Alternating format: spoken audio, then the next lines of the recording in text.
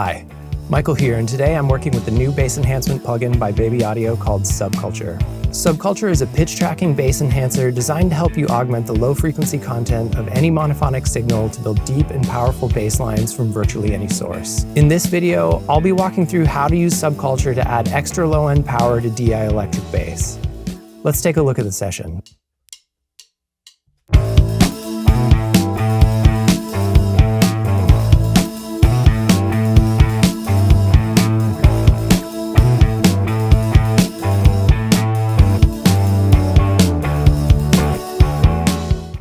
For this bass sound, we went for a pretty saturated tone on the live amp that sounded great and punchy in the room, but listening back now, there's a noticeable lack of low end because of all the distortion. Here's the amp track, which is clearly lacking some foundation.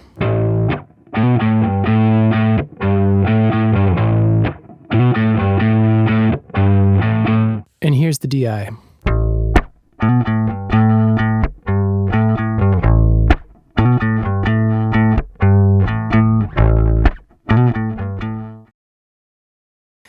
The DI is pretty different from the amp signal I'll be using for the main bass sound, but that makes it the perfect raw material to add low end with SubCulture. To help support the distorted amp bass, I'm going to bring in a bit of the pitch shifted sublayer an octave below the dry signal with a pretty narrow bandwidth. I'm just looking to put some sub frequencies back in without adding any mud to the mix to make sure the distorted bass still sounds properly low and has enough extension not to clash with the rest of the instruments. Next up, I'm going to engage the root boost for some gentle emphasis at the fundamental frequency of each note. I want the main tonal information in the bass to come from the distorted amp track, so just a bit of light reinforcement is all I'm looking for here. Let's take a listen to how that sounds, and I'll bypass the plugin periodically to compare.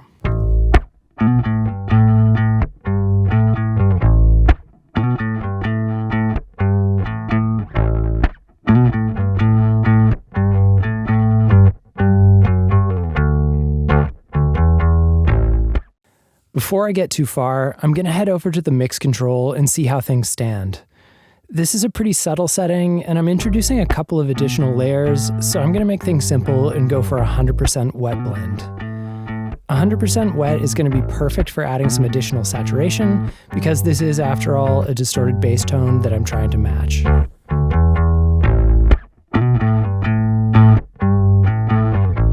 I'll choose the diode mode, which sounds most aggressive to my ears, and dial in a healthy amount of saturation to avoid an obvious clash with the main bass sound.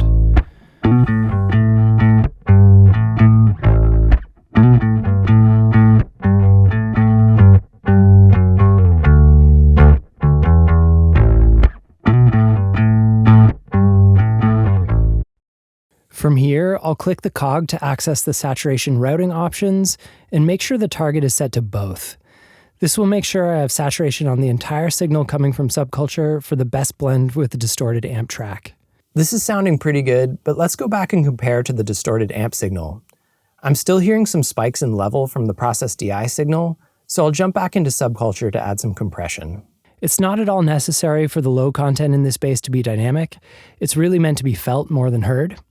So for that reason, I'll select the sustain compressor model and start bringing down the threshold until the lows feel more controlled.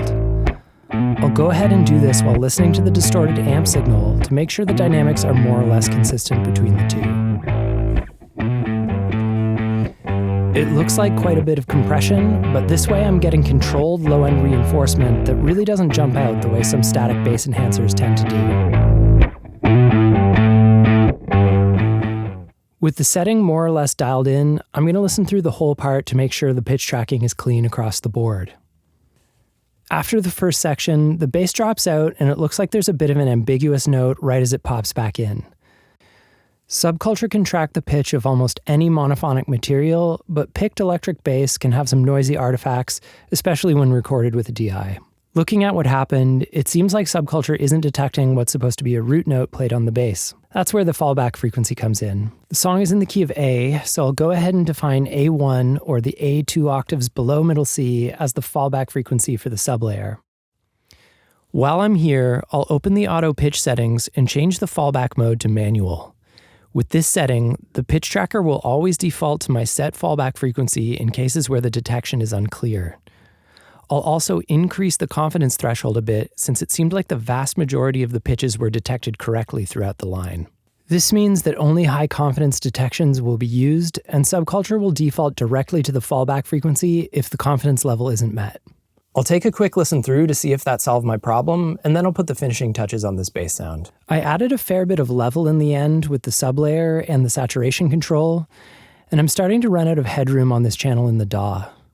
To get back to a healthy range, I'll just tap the auto output gain button at a moment that feels like it's close to the loudest throughout the track, and that will instantly dial things back in.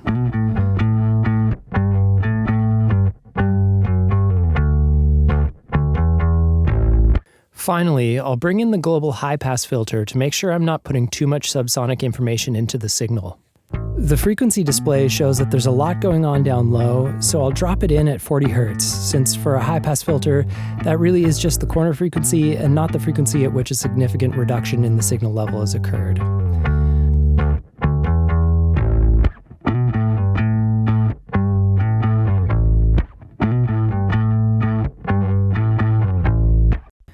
I can already see that that's better on the meter, with most of my 40 Hz content still loud and clear, but anything below that is pretty well cleaned up.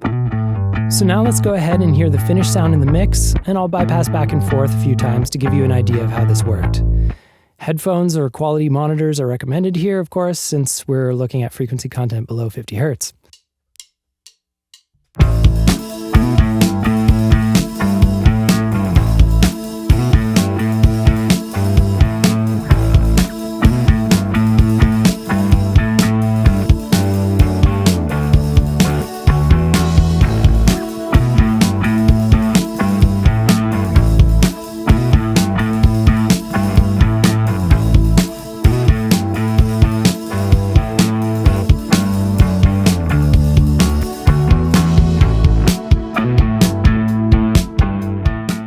So that's my walkthrough of SubCulture on electric bass.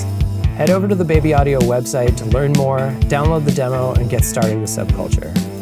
Thanks again, and I'll see you in the next one.